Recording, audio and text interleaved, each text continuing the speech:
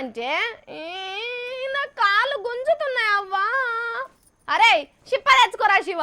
అవ్వా నీ బాన్సనవ్వా అనురికిందట. మన దగ్గర కూడా గసొంటి పోరగాళ్ళు మస్తుగానే ఉంటారు కదా. ఓ పోరగాండేంది తిండంటే బండి కట్టే పెద్దోళ్ళు మస్తుగానే ఉన్నారు.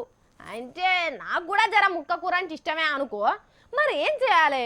ముక్క కూర తింటే ఒంటి మీద ఇంత కండ పెరుగుతుంది అనుకుంటే ఎంత తిన్నా గింటే ఉంటున్నా. నిశ్వాసన అనగానే చూసిర్రా నేను కూడా గడ్డే పోతున్నా.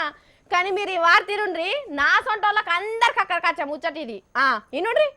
ముక్క కూర తినుట్లా సుక్కపోసి పండుట్లా మనోళ్ళను మించిన వాళ్ళు ఎవ్వరు ఉండరు కదా. అందుకనే గీ వార్త చెప్తున్నాం. జరంత నోరు మూసుకొని చెవులు తెరుచుకొని ఎనుర్రి. ఉడకని చికెన్ తింటే కాలు రెక్కలు పడిపోయే ప్రమాదం ఉన్నదట. అంటే పచ్చవాతం వస్తదట. అరే నిజంగానులా అమెరికా దేశంలో కొందరు డాక్టర్లు కోడి కూర తిన్నోళ్లను పొద్దుమాపు పరీక్షలు చేసి ఈ ముచ్చట దొరకబట్టిండ్రట. మనండ్ల కొంతమంది ఎట్లుంటారులా ఉడికేదాకా ఆగరు, ఉమ్మగిలేదాకా కూడా అస్సలు ఆగరు. మందు బాబులైతే పచ్చి ముక్కలు ముంగట పెట్టినా పీకోన్ మరి తింటారు కదా.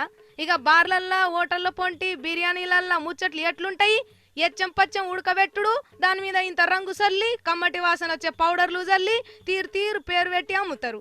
అడిగే మనం వాటికి 100,000 బిల్లులు గట్టి గుట్టుకున్న మింగుతాం. గిసొంటి నీసు మొక్క పొలందరూ ఈ కాన్ నుంచి పైలంగుండుండ్రి. చికెన్ కూర కాడ అగడబడు బంద్ చేయుర్రి. ఆసన్ చూసి మోసపోతే పచ్చవాతం గ్యారంటీ అట. ఇంటున్నారా? మా కేరీజ్కి వస్తా సిజీ బాయ్.